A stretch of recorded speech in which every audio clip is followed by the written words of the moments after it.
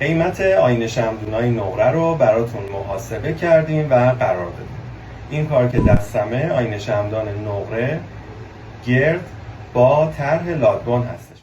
تا انتهای این ویدیو این کار رو با شمعدون‌های دیگه هم ست خواهیم کرد و همینطور سایز کوچیکتر این آینه رو هم خواهید دید. اینجا خود آینه شمعدون رو براتون قرار دادیم. اینجا قسمت تاج آینه هست، اینجا زه دور کار، اینجا شمعدون براق و ستونی این کار رو داریم، اینجا نقش و ظرافت روی شمعدون.